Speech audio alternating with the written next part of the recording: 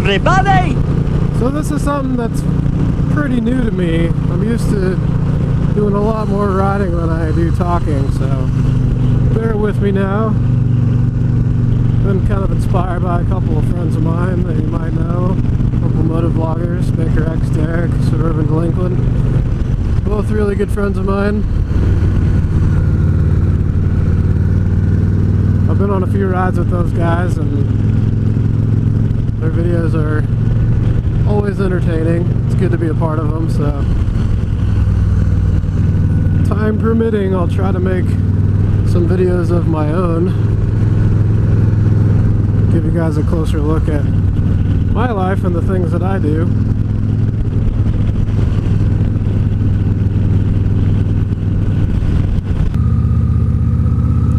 We've reached the snow.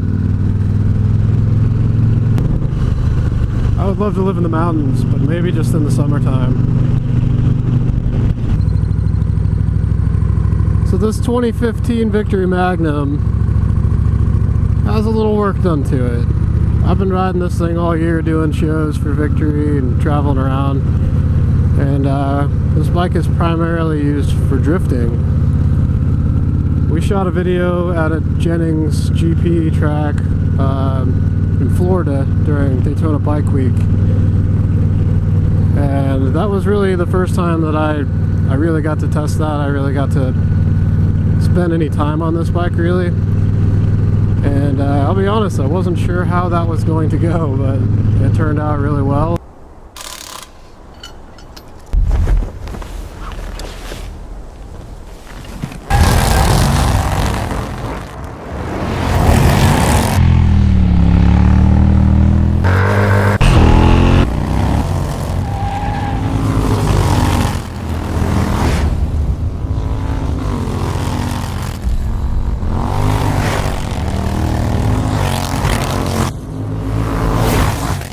This bike continues to surprise me the more that I ride it, and it's just the way that it's built and what Victory's done, the work that's engineered into this motorcycle is what made all that possible.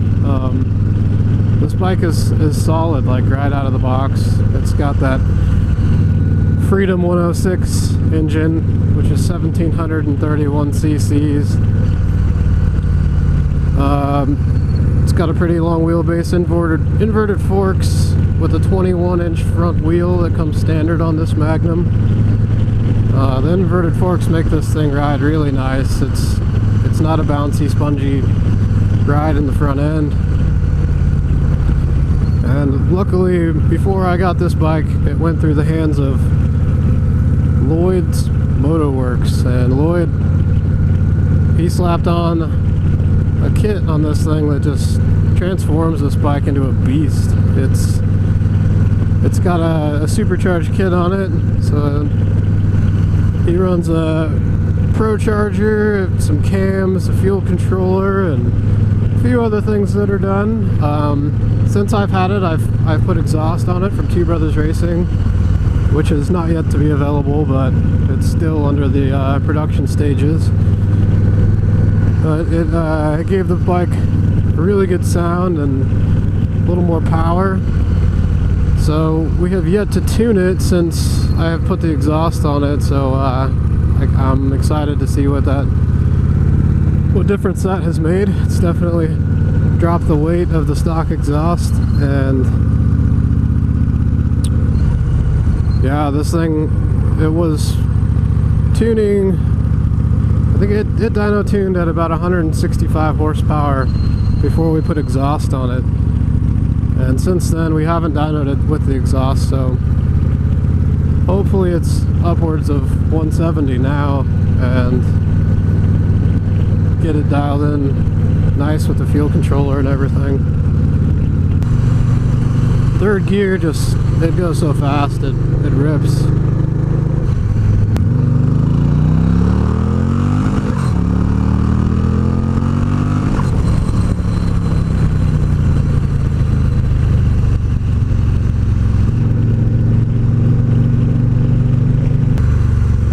A lot of people tend to ask if the kit is restrictive or if it sticks out, and how much you have to modify the bike in order to put this all together. But Lloyd likes to refer to it as a bolt-on kit, and yeah, I mean, it really doesn't restrict anything from what the bike was straight out of the factory.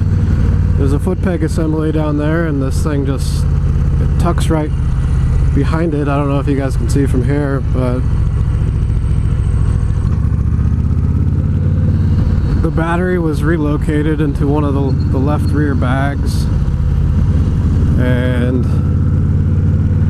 the ignition was moved. It's got these coolers, and they're just tucked away right here under the tank, and they really don't stick out or anything. My legs are still in the same spots.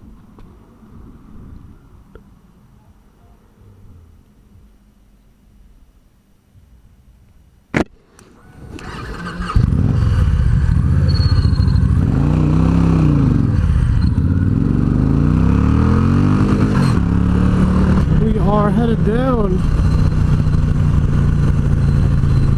from Highway 18.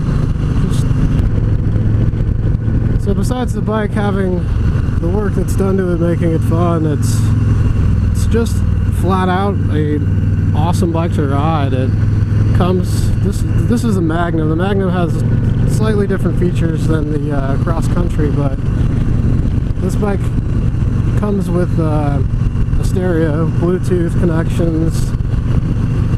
It has 12 volt plug-in, so I can plug in a phone charger and charge my phone as I ride. It comes with cruise control. Third gear on this bike is a ripper.